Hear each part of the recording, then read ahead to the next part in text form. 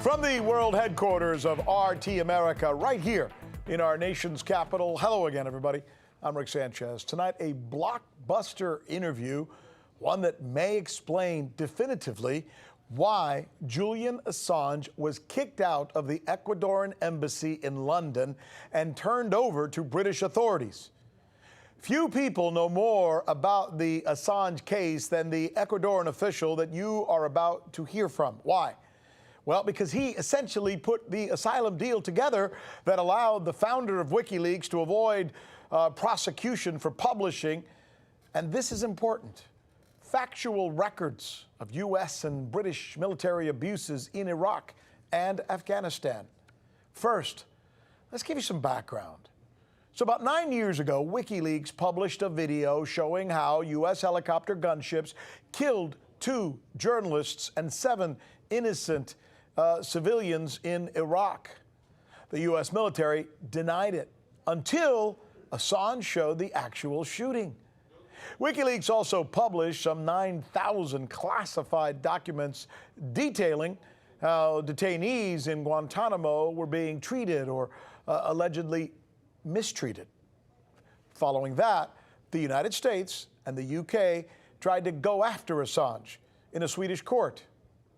Meanwhile, several countries, including France, denied Assange any kind of asylum or protection until finally, in 2012, Ecuador announces that it will grant Assange political asylum, fearing that his rights as a journalist are being violated. And then we fast forward to April of this year, when Assange is physically removed from the Ecuadorian embassy and charged with conspiracy to hack a computer by the Metropolitan Police of London. In fact, here's the actual video. We have that. This is exclusive video. There he is. There's Assange in this video, seen around the world, looking almost sickly as he was forcibly removed while screaming out for justice from the diplomatic building there in downtown London.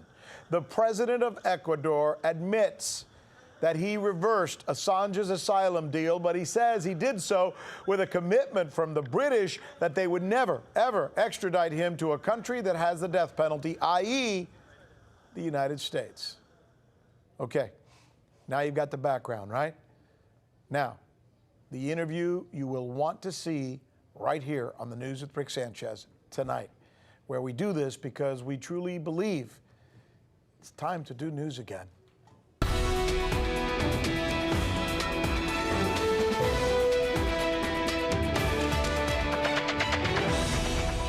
The list that you look forward to, we know you do. The questions you'll be asking tomorrow: was Julian Assange sold out by the Ecuadorian president, and why? Why is Africa, the once forgotten continent, suddenly getting the attention of Vladimir Putin? And should a mom be allowed to chemically castrate her 7-year-old son to change his gender without his father's consent? It's a big story. Everybody seems to be talking around at the dinner table. We're going to kick things off, though. Kick off our A block with a look at why everything changed in the case of Julian Assange, and much of it seems to have to do with the changing of the guard in Ecuador. Assange was granted asylum under the government of Rafael Correa, a progressive economist, who was then replaced by a member of his cabinet, a guy named Lenin Moreno. Now, Moreno, and here's where this story gets kind of weird, he promised to continue the policies of the man who had the seat before him, Correa. But then everything changed. And that, says our guest, is not a coincidence. Here now is the former foreign minister of Ecuador, Mr. Ricardo Patiño. Is there truth in what President Moreno says about having to remove Assange, given that he violated the terms of his asylum agreement? Is that true or not? Oh, no. Mira, yo creo que la verdad es otra totalmente distinta. Look, I believe the truth is completely different. The truth is that Moreno reached an agreement with the government of the United States in order to deliver Assange in exchange for other support. I believe specifically that he was blackmailed by certain circles of power in the United States after they discovered that he had a secret financial account in the Balboa Bank through his brother, which contained illicit funds. Certainly, they discovered it way before us. We only learned about it a few months ago.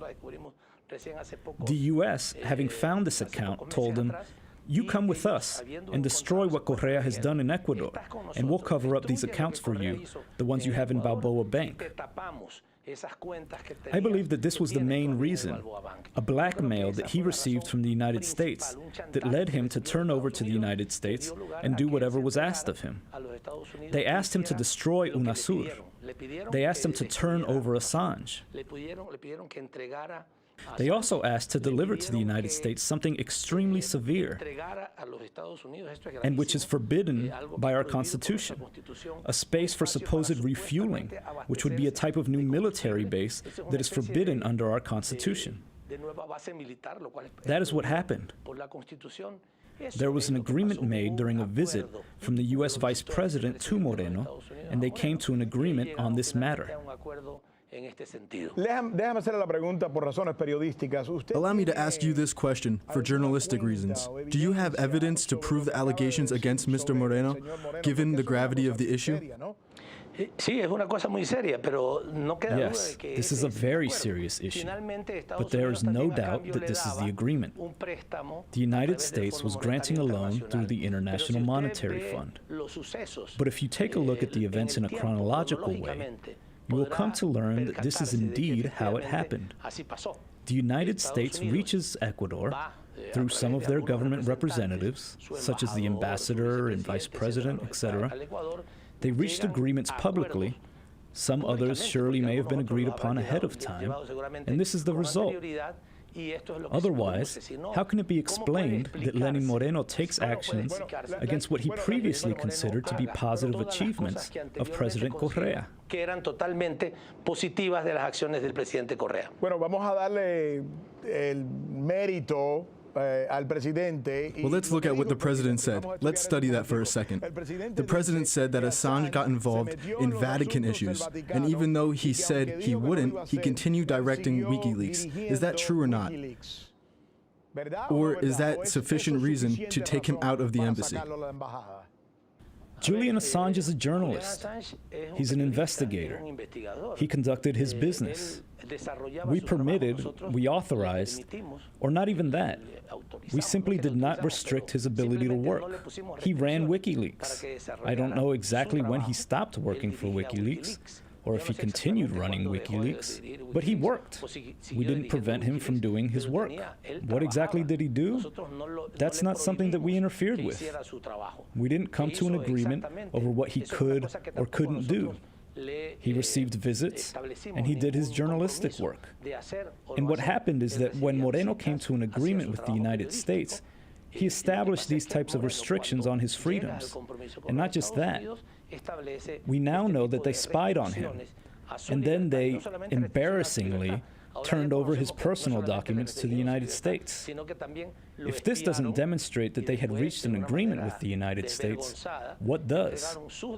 Because one's personal documents, no matter where you are turned into the person himself or to his family members, not to the people who are pursuing him, as was the case here with the U.S. government pursuing Assange.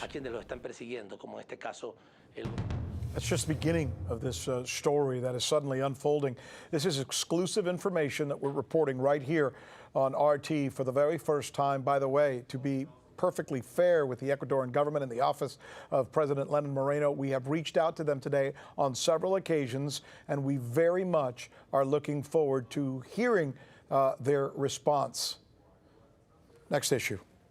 Why has suddenly President Putin brought all of Africa to Russia for a summit?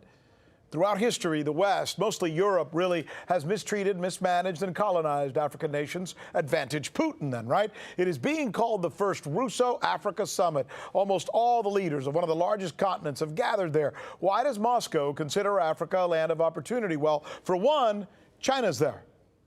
And as for the summit, so is RT's Yulia Shapovalova. The forum in Sochi has been described as the largest and most significant in the history of Russian-African relations. Oil and gas, nuclear energy, military cooperation, technology, science, education, transport have all been discussed. Major political challenges like resolving inter-ethnic conflicts and combating terrorism and piracy have also been on the agenda. After 2 days of talks, a raft of strategic agreements and multi-million-dollar contracts have been signed. Russia and Egypt were the co-chairs of the summit. There are 54 countries on the African continent today. 43 of them were represented by heads of state and prime ministers, and the delegations of the remaining 11 countries were headed by vice president, ministers and ambassadors. It was the first time they themselves had come together for a meeting of this scale, but cooperation today is impeded by the instability that plagues almost the entire continent. Most military conflicts since the Second World War have occurred in Africa. Often they have their roots in economic disagreements. Africa is home to over 1 billion people. It's rich in deposits of diamonds, gold and oil. For many years, the USA, China and Europe have been competing for the right to develop these natural resources. The development of African countries is hindered by terrorism, the spread of extremist ideologies, transnational crimes and piracy. Many countries are faced with the consequences of the so-called Arab Spring, as a result of which the situation in all of North Africa is destabilized. Russia, on the other hand, proposes that the economy serve as a basis for cooperation. A good example of this is Russian-Egyptian economic relations and their large joint projects. They became the main topic of bilateral negotiations between Vladimir Putin and Abdel Fattah al-Sisi.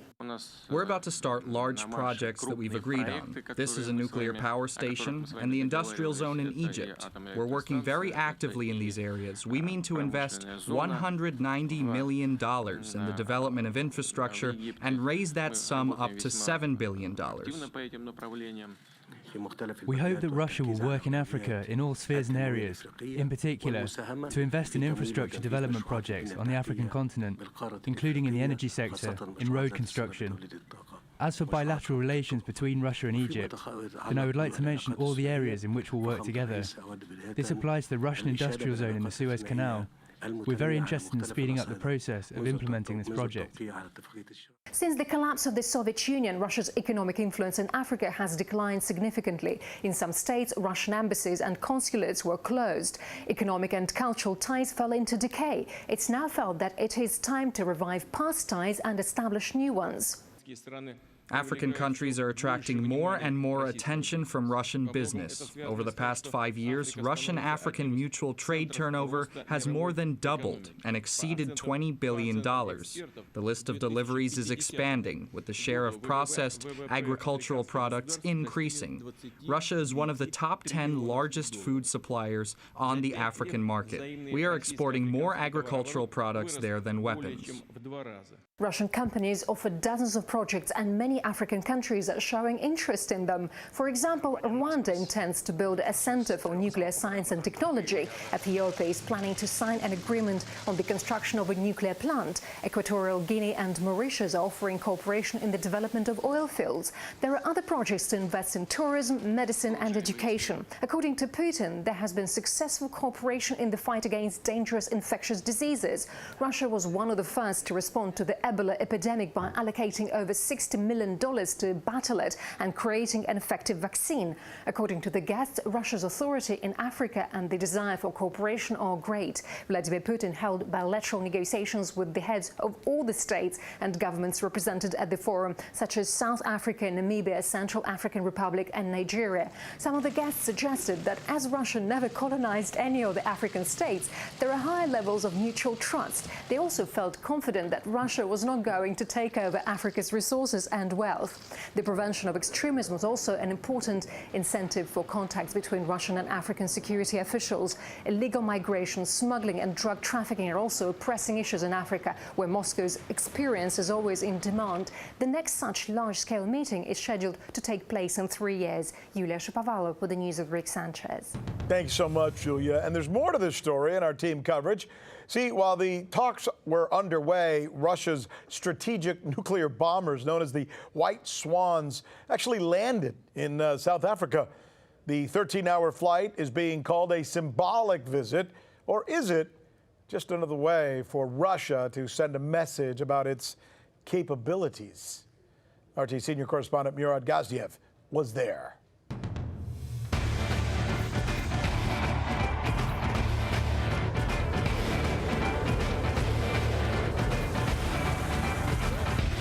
And we have touchdown. The Russian Swans have come to South Africa. Blackjack, NATO reporting name, officially the Tu-160, Russia's strategic nuclear bombers. This is the furthest south that they have ever been. We're closer to Antarctica than we are to Russia at this point. Now, ordinarily, a nuclear bomber doesn't make the most welcome guest, but this is a symbol of trust between Russia and South Africa. Now, you can love them or you can hate them, but this is a majestic aircraft. The world's heaviest supersonic military aircraft. This thing weighs in at almost 300 tons, capable of staying in the air for an entire day. We all have different definitions of what it is to be a friend.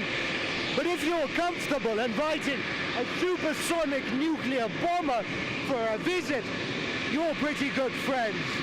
We're going to go meet the pilots.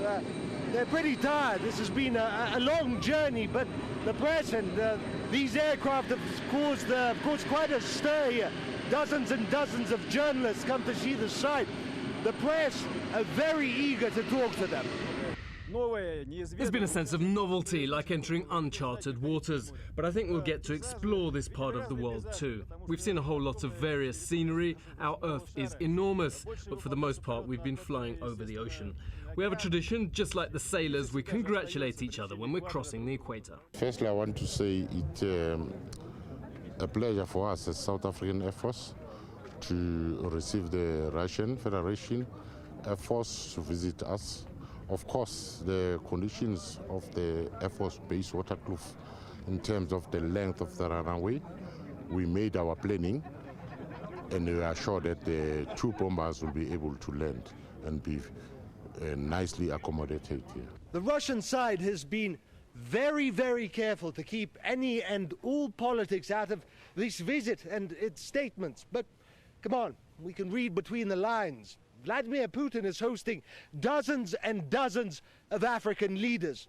The world is changing, and Russia's message is clear. It's back in Africa. Old empires die and new powers are born. And for Russia, 21st century, Africa is the place to be. Fascinating, huh? The question of whether parents should have the authority to essentially change the gender of a child is now getting national attention. Why? Well, because even though experts ruled in court that they're not convinced that a 7-year-old boy wants to be a girl, a jury has ruled that his mother can go ahead with a gender transition operation anyway. And guess what? The father, he says he's not for this at all. Who's right here? Is it the mom? Is it the dad? RT's Rachel Blevins has the details. Texas officials have confirmed that they will investigate the case of a young boy whose mother wants to give him hormone-altering drugs at the age of 7 because she believes he is actually a girl. The case of James Younger drew national attention when a bitter custody battle broke out over his mother's attempts to change his gender and her pursuit of a legal decision that would force the father to comply with referring to his son as a girl named Luna. That request was granted by a jury in Texas, which gave sole managing conservatorship to the mother, allowing her to move forward with plans to turn James into Luna permanently. But while the transition may start with the child wearing pink dresses and using the girls' restroom at school, it will go on to include chemical castration and hormone replacement therapy, and it has sparked the question of whether a 7-year-old is ready to make a decision that will impact the rest of his life. The father has also argued that James does not present the symptoms of gender dysphoria because he only wants to be called Luna when he is with his mom, and he insists he is a boy when he is with his dad. Now, the case has caught the attention of Texas Governor Greg Abbott, who said it is being looked at by the Texas Attorney General's office and the Texas Department of Family and Protective Services. Current laws in Texas do not prohibit parents or legal guardians from giving minors hormone-altering drugs such as puberty blockers. But some state lawmakers are now calling for a change. Republican State Representative Matt Krause promised to introduce legislation that would prohibit the use of puberty blockers on all children under the age of 18. Such laws could impact cases involving older children, such as one in Canada where a court ruled in favor of a 14-year-old whose father was trying to stop the child's transition from female to male. The case in Texas has also sparked an outcry online and a petition on change.org seeking to, quote, save the child from chemical castration has received more than 222,000 signatures and counting. The child's father has the option to appeal the court's decision, but the lengthy legal battle could take months, and it could go long beyond the time James hits puberty and is eligible for life-changing drugs. In Washington, Rachel Blevins, RT. And this is where we get to hear what you have to say about many of the stories that we've been covering this week. And we had so much fun last night. So did John Huddy, by the way, chomping down on that so-called Impossible Burger for us. And here was your response. Legendary Status says, 37 cows like this. Carrie Jordan says, genetically modified food genetically modifies you. Royal Zarak says, if your dog doesn't eat this, then you shouldn't either. Will Sawtell says, this garbage is so processed. Write the ingredients down. Do a little research. And then finally, George Chapman says, can you get maybe a little triple bacon on it? Tell you what, that's what I was thinking. Write to us right here on YouTube where you see the clips. And by the way, just because we don't use your clip doesn't mean that we're not engaging and reading much of what you send. And one more thing, by the way, if you like what you see as you're watching it in real time, all you got to do is see that little thing right there? Boom. Hit that thing right there and you'll be part of our family. And you'll be able to be subscribed to all of the videos that we put out on a regular basis. Okay, not done yet. No, sir. All right. It's no secret that housing in California, particularly the Bay Area, not only expensive, but unrealistic for most families. But now, guess what? Facebook to the rescue. RT correspondent Natasha Sweet has more for us from Los Angeles. Facebook is giving $1 billion to build affordable housing in the Bay Area, but some say it's not enough to even begin combating the problem. Tech companies in the Silicon Valley have inflated the cost of housing. Over the last decade, the value of single-family homes in the Bay Area have increased by 6% each year. This has made San Francisco the most expensive place to live in the U.S. It's so costly that, according to the Department of Housing and Urban Development, families making $120,000 a year qualify as low income. And now Facebook has just announced it'll hand out $1 billion to help build more affordable housing. The money is a mix of grants and loans. It's set out to specifically help nurses, teachers, and first responders. But as housing prices continue to skyrocket and several tech companies going public, some say it's merely a drop in the bucket. Wendell Vox, principal of the public policy firm Demographia, says, I applaud anything Facebook and Google do because it's a huge problem. But with all due respect, $1 billion won't make a big difference. Back in June, Google also announced a $1 billion fund to help with affordable housing.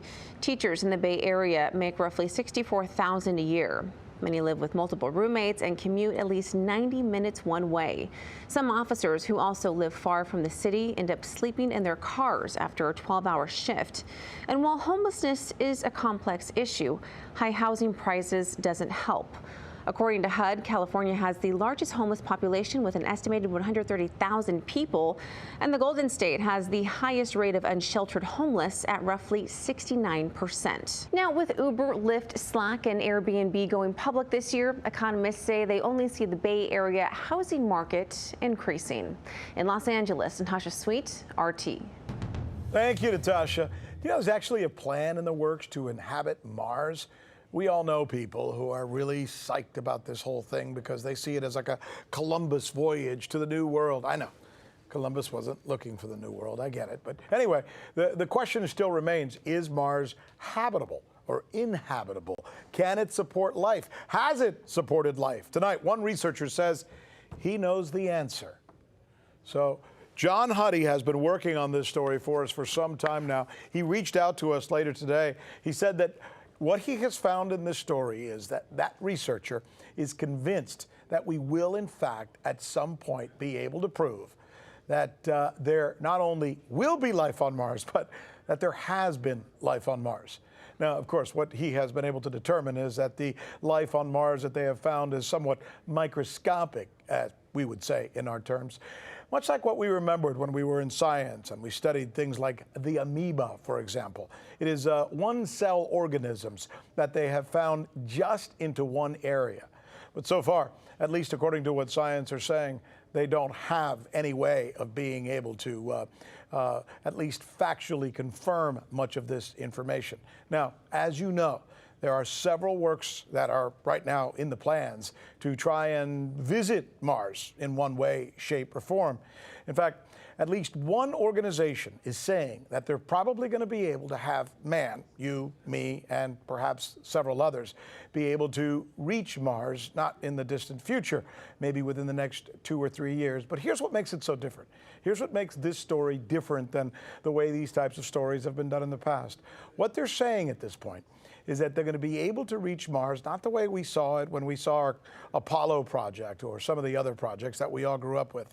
What they're actually going to be able to do is reach Mars through a private initiative. In other words, there right now are at least 4 to 5 different companies, different organizations in the United States who are planning at this very moment to create expeditions, all, by the way, privately funded. Very little government intervention or interference or even cooperation, actually to Mars. And much of this starts with the origins of the thought that somebody at some point asked the question, can Mars support life?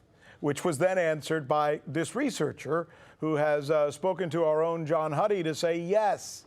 As a matter of fact, not only can Mars support life, but Mars has supported life in the past. And that is where this story brings its end. That is where we all remain hopeful. While many of us say, what about the problems here on Earth? With that thought, we leave you.